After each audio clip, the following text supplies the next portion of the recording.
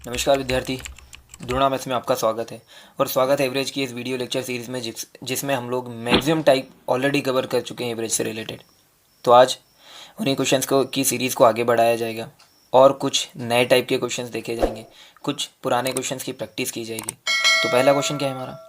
If the average of 20 observation is x2 x3 up to x20 is y, क्या है?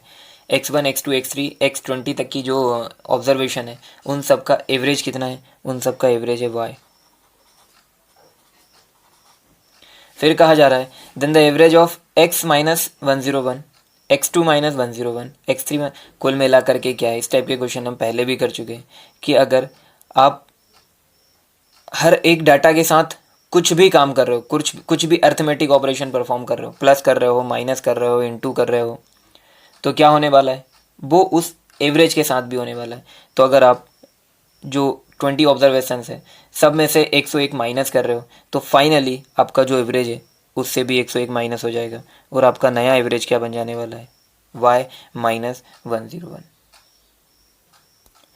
अगला question हमारा mixture allegation से related है। एक परीक्षा में 120 विद्यार्थी के अंकों का औसत 35 है। सभी का औसत कितना है? सभी बच्चों का 35। यदि उत्तीर्ण होने वाले विद्यार्थियों के अंकों का औसत पास होने वालों का कितना है? 39। और फेल होने वालों का औसत कितना है? 15 है।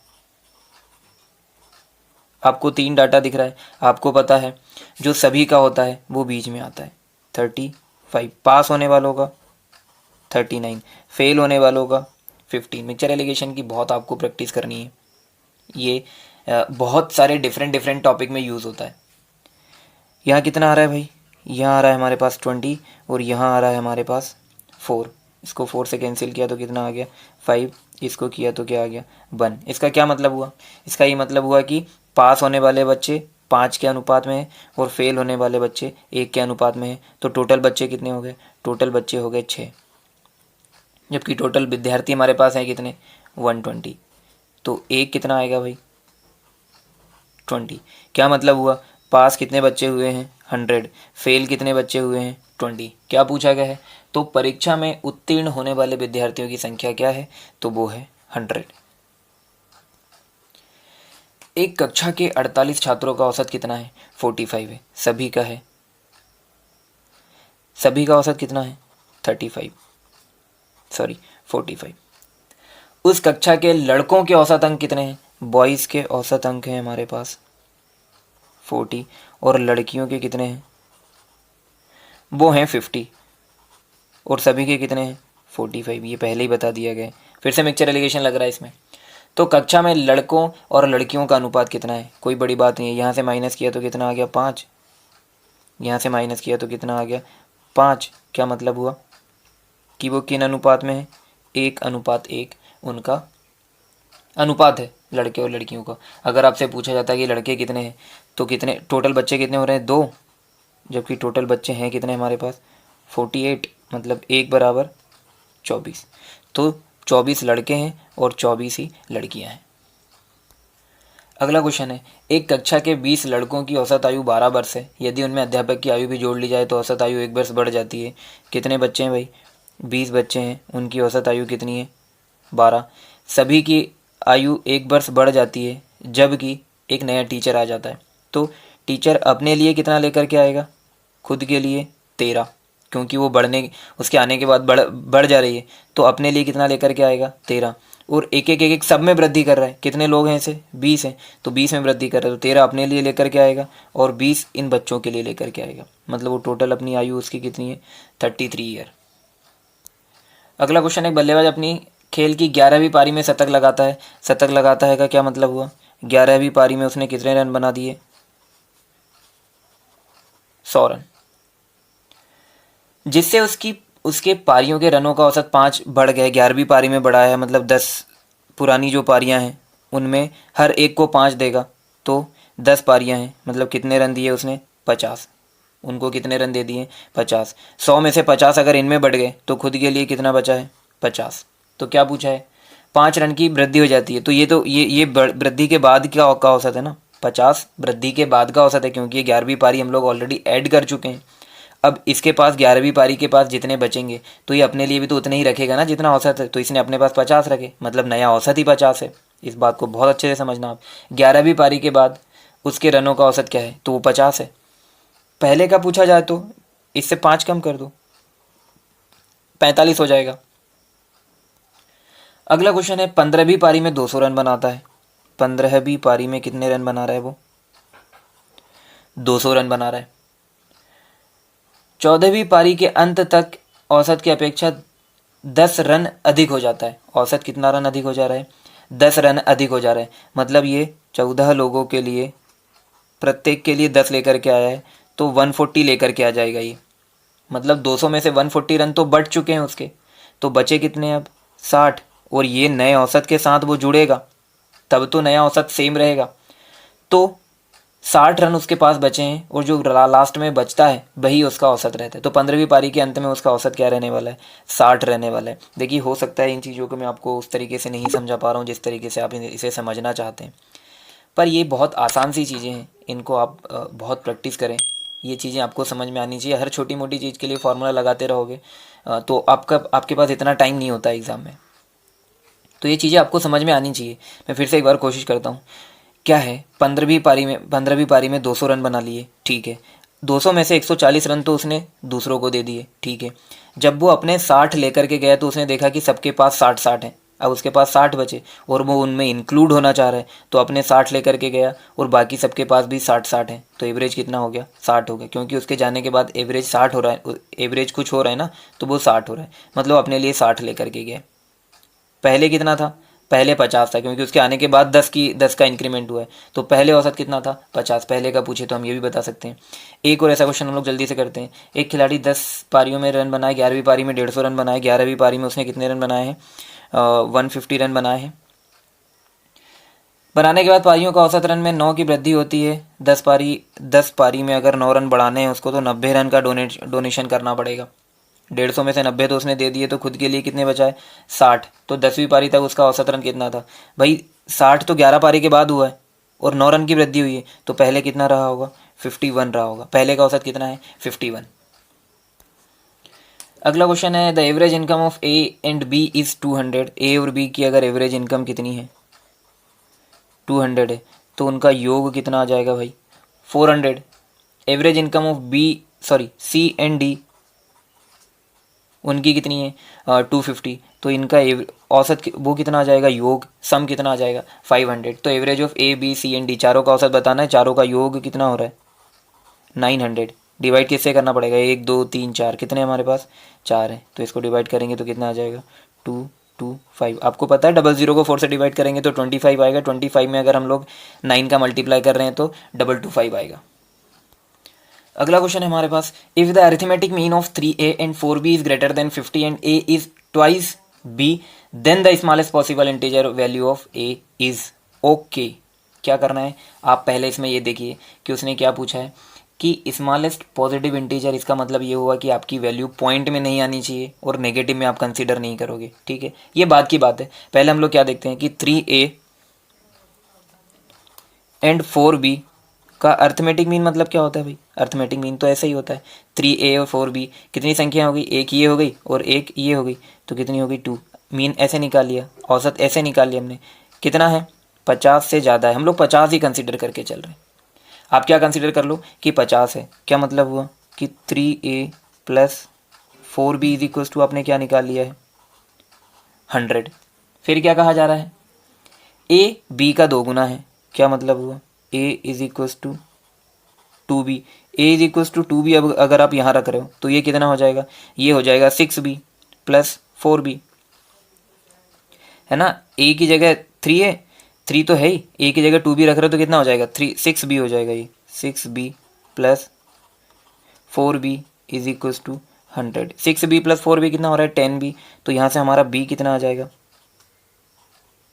10 आ गया। b अगर 10 आ गया है तो a कितना आएगा, इसका डबल, 20। अगर 20 ले रहे हैं तब कितना आ रहा है 50, पर हमें 50 से ज़्यादा चाहिए, मतलब ए की वैल्यू 20 से ज़्यादा होनी चाहिए। 20 से ज़्यादा होनी चाहिए तो 20 के बाद अगला इंटीजर क्या है, अगली पूर्ण संख्या क्या है, वो 21 है। मतलब ए कितना होना चाहिए, ए की वैल्यू होनी चाहिए हमारे पास 21। ये एक अच्छा सवाल था, आप इसको रिपीट करके देखें, स्क्रीनशॉट लें और बाद में एक बार फिर देखें इसे। एवरेज में रेशियो प्रोपोर्शन से रिलेटेड क्वेश्चंस भी बहुत बनते हैं, जैसे कि हमारा ये नेक्स्ट क्वेश्चन है। The average of 3 number is 77, the first number is twice the second and second number is twice the third, the first number is. Okay, 3 संख्याओं का औसत 77 है, पहली संख्या दूसरी का 2 गुना है और दूसरी संख्या तीसरी का 2 गुना है। तो आप एक काम करो, 3 संख्याएं मान लो, पहली, दूसरी और तीसरी। क्या बोल रहा है, पहली दूसरी का 2 गुना है, दूसरी तीसरी का 2 गुना, तो आप तीसरी को मान लो। तीसरी को आपने क्या मान ली, 1। दूसरी तीसरी का 2 गुना है तो ये 2 हो जाएगी। पहली दूसरी का 2 गुना है, दूसरी कितनी है 2, तो पहली कितनी हो जाएगी 4। ये तो आसान सी चीज़ें थी। सब में एक्स लगा लो आप ताकि कंफ्यूज ना हो। तो कितना आ जाएगा, 4 2 6 और 1 7, 7x। इनका एवरेज कैसे निकालेंगे भाई, divided by 3 is equals to, average तो इन्होंने दिया है, औसत तो इन्होंने दिया है, कितना है वो 77 है।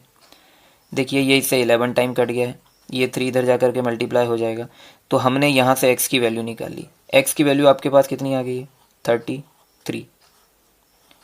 क्या पूछा जा रहा है अब आपसे, हमसे पूछा जा रहा है पहली संख्या क्या है, तो पहली संख्या कितनी है 4 है, x की वैल्यू आपने 33 निकाल ली। तो ये इसमें 33 में अगर 4 का मल्टीप्लाई करेंगे तो क्या 132 आ जाएगा, बिल्कुल आ जाएगा। और यही हमारा आंसर है। अगला क्वेश्चन क्या है, अगला क्वेश्चन बहुत शानदार कॉन्सेप्ट है। आप वीडियो को पॉज करें और इस क्वेश्चन को करें, अपने दोस्तों के साथ भी शेयर करें। ये कुछ कॉन्सेप्चुअल क्वेश्चन होते हैं जो आपका कॉन्फिडेंस बिल्डअप करते हैं। अगर आप ये क्वेश्चन कर सकते हैं, अगर आपने ये क्वेश्चन कर लिया तो आपको ये मानना चाहिए कि आप सही डायरेक्शन में जा रहे हैं, आपकी तैयारी ठीक चल रही है, आपकी प्रिपरेशन में कोई गलती नहीं है। आपको डायरेक्शन चेंज करने की या टेक्निक चेंज करने की कोई ज़रूरत नहीं है। A man spends in 8 months as much as he earn in 6 months। 8 महीने में वो जो खर्चा करता है उसको कमाने के लिए कितने महीने लगते हैं, 6 महीने। 8 महीने का खर्चा 6 महीने की इनकम के बराबर है।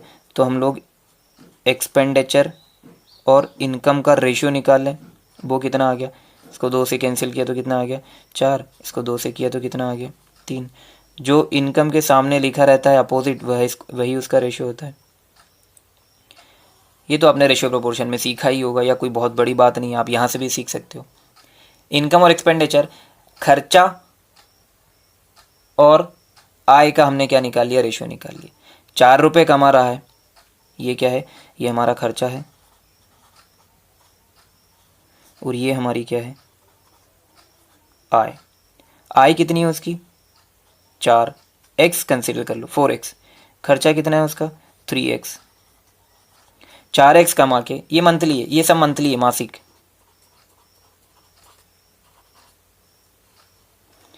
4x कमा के 3x खर्चा कर दे रहा है, तो बचा कितना रहा है भाई, वो तो x रुपये बचा रहा है।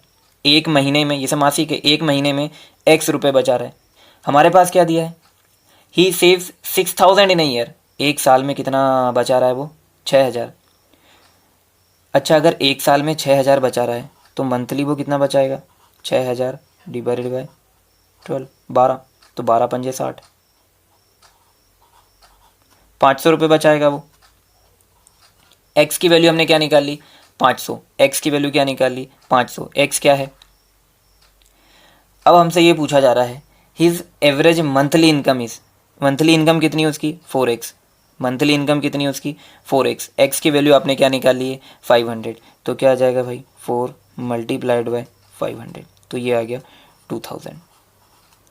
इतने रुपए वो मंथली कमा। देखिए इसमें सालाना और मंथली का जो मिक्सचर उन्होंने यूज़ किया है, ये क्वेश्चन को शानदार बना रहा है। जो रेशियो प्रोपोर्शन वाला फंडा यूज़ किया है वो इस क्वेश्चन को शानदार बना रहा है। नेक्स्ट क्वेश्चन भी हमारा कुछ इसी टाइप का है। A man spends 1800 monthly on an average for the first 4 month. पहले 4 महीने के लिए वो 1800 रुपये खर्च कर रहा है।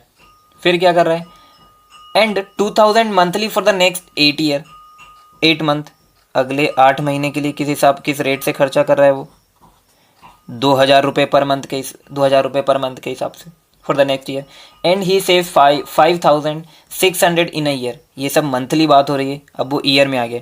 तो देखें उसका टोटल खर्चा कितना हो गया। उसका टोटल खर्चा हो गया यहाँ 18 चौको 72, 18 4 72, 00 आ गया हमारे पास, 20 8 दूनी 16, 3 0 आ जाएंगे। तो टोटल कितने रुपए उसने खर्चा किया है? 0 0 2 और ये कितना आ गया भाई? 23 आ गया हमारे पास। 23,200 रुपये वो खर्चा कर चुका है। और 23,200 रुपये खर्चा किया है सालाना। ये सालाना खर्चा है, 4 महीने और 8 महीने, 12 महीने हो गए, मतलब 1 साल हो गया। और वो बचा कितना रहा है? 5,600 रुपये। तो उसकी इनकम कितनी होगी? उसकी इनकम हो जाएगी 0 0 8 8 एंड 2। इतने रुपए टोटल उसने कमाए थे। क्या पूछा जा रहा है?